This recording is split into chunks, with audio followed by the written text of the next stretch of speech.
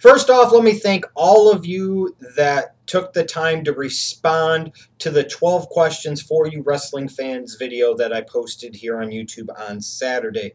I'm going to start doing this every week. I want to make this show more engaging for you, more interactive, and make it more fun for all of us, for you as a viewer and for me, frankly, doing this show. So I'll to work every Saturday. I'll post a questions video asking you to answer a certain set of questions about a wide varying range of topics.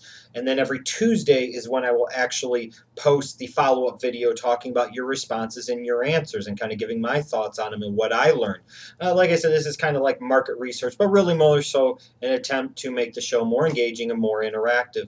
If you didn't check out the video from Saturday asking the 12 questions, I'll post the link to that video in the description box down below, as well as the original 12 questions for you wrestling fans that you were supposed to give me the answers to. I will put that in the description box, so make sure you click read more, so that way you can follow along in case you can't remember the questions. But I went through all the answers, looked at them, and learned some interesting things, some that I expected and some that surprised me, some that really surprised me. Let's start off with number one. The majority of you started watching wrestling somewhere between 1997 and 2001, probably a little over 50% of you, which is not all that surprising, especially when I look at the viewership demographics for this channel in terms of the age ranges. The largest portion of my audience here is between the ages of 25 to 34. Then it's 35 to 44, and then like 18 to 24. So I wasn't surprised to see that the majority, a little over 50%, started watching during the Monday Night Wars. It was kind of split the rest of the time between people that started watching during the Ruthless Aggression or even the PG era, but more so the Ruthless Aggression era, and then the people that date back like me to the 80s or maybe the early to mid 90s. Number two, what got you started watching professional wrestling? There were three common themes here. It was either your dad or family, it was friends, or happened by circumstance or happenstance by channel surfing and you saw it, something caught your eye and you were hooked. Those are the three predominant things. I thought it was very interesting and a good reminder for a lot of us of how important a role our friends and in particular our families play in our lives and shaping us who we are as adults and human beings, because the lion's share of the answers here were either you started watching it because your dad was a fan, or you started watching it with your dad and it became something for you to do every week. A lot of you started watching as well because your friends were talking about it at school. You were going to your friend's house, they were watching it, they came over, you started watching it, and all of that. Number three, in terms of your favorite wrestlers of all time, not a lot of surprises here. I thought I was going to see more Hogans, but I shouldn't have been all that surprised that I didn't, frankly. But it was a wide range, I think, in part based off of, again, when you started watching professional wrestling. Some of the names that I saw that were mentioned multiple times included Ric Flair, The Undertaker, Shawn Michaels, Bret Hart, Stone Cold Steve Austin, The Rock, Chris Jericho, Edge, and for the more recent fans, I think in particular, CM Punk. These were the names that I saw several times posted by different people. The names I probably saw the most were guys like Taker, Austin, The Rock, Jericho, Punk. Those would probably be the names that stood out the most. One thing I was surprised, thought I was going to get more of a varying potpourri of favorite matches, and to a degree I did, but the clear runaway winner for the favorite match of all time for so many of you, it seemed like by a large percentage, was Undertaker versus Shawn Michaels, won at WrestleMania 25, and who could blame you? You know, arguably the greatest pure WrestleMania wrestling match of all time, and it might not be that close. In terms of your favorite moment of all time as a wrestling fan, there wasn't any like common theme in terms of favorite moment. A lot of the favorite moments tend to occur during the Attitude Era, but I was surprised there was really a lack of moments from the last 6 years, but maybe I shouldn't have been so much. Number 6, your favorite company today. WWE was kind of the runaway winner in this category, but it seemed like it was more so by default or habit than them actually producing great, compelling wrestling television. A lot of you said, frankly, that you didn't have one, or that it is WWE, but there's nobody else really, or it's kind of by habit, or they just happen to be. TNA and NXT kind of split it after that, and then you had different people mentioning their independent territories, whether it was TCW or PWG or New Japan. I'm trying to think of who else might have been mentioned, but there were some indie companies mentioned too. But thought it was interesting that NXT was mentioned several times as your favorite brand or your favorite company, just about as much as TNA was. Number 7 would produce perhaps the biggest surprise to me, anyways. Your favorite wrestler today. Your guy, the person that you root for above all else. There were a few people, more than a few people actually, that are kind of like me that kind of find themselves maybe not having a favorite guy. And that, again, I think is a bit of a problem, and it's very telling. But what was very telling to me, though, was that I expected this to be a Daniel Bryan runaway. And boy, was I effing wrong. Now, to be fair, could that be because of the way I talk sometimes and the way I talk about Daniel Bryan and certain types of things? Do I put off certain types of fans that might be more engaged in Daniel Bryan and have Daniel Bryan be their favorite?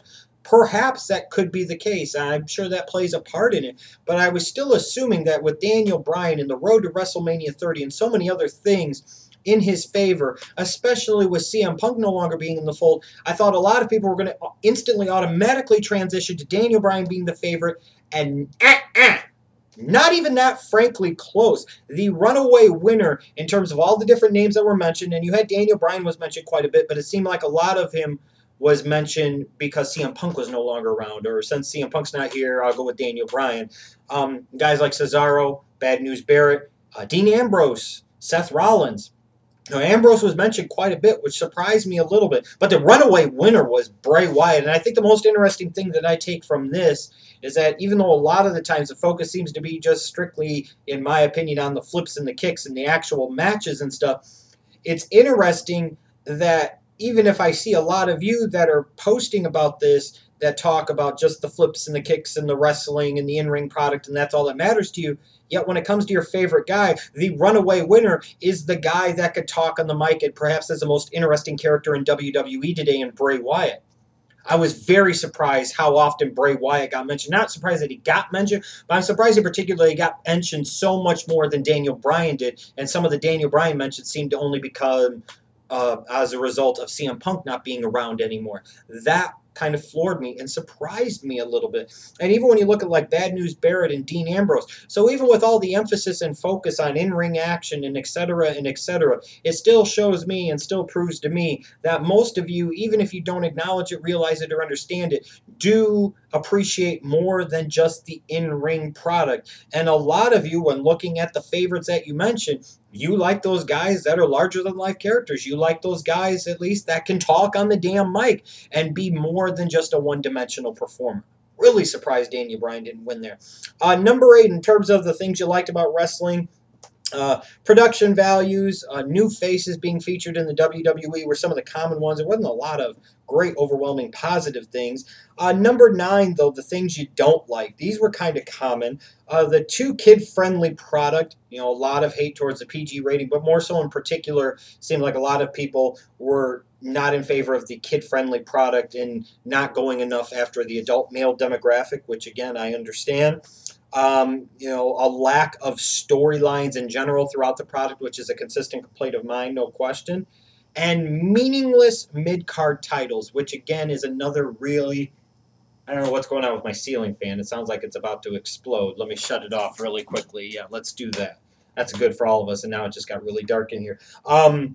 But meaningless mid-card titles, you want those belts to mean something, and it pisses you off when the IC and US titles are treated that the way they are. Number 10, some things you would change. People brought up that they would want competition back. They definitely, a lot of you seem to be in favor of not pushing John Cena so much anymore. You actually wanted those new faces to be pushed and actually be elevated and built into new big top stars. And you wanted to see more interesting, compelling characters in mid-card storylines and characters that you can actually get emotionally invested in. In terms of the question number 11 of, do you think wrestling's going to have a boom period? It was really a mixed bag, an interesting set of answers. There was no clear-cut answer. Some people said yes, some people said no. Some people said no because of their reasons. Some people said yes, but didn't necessarily, I think, really give a real reason why. It was more so maybe hoping and wishing.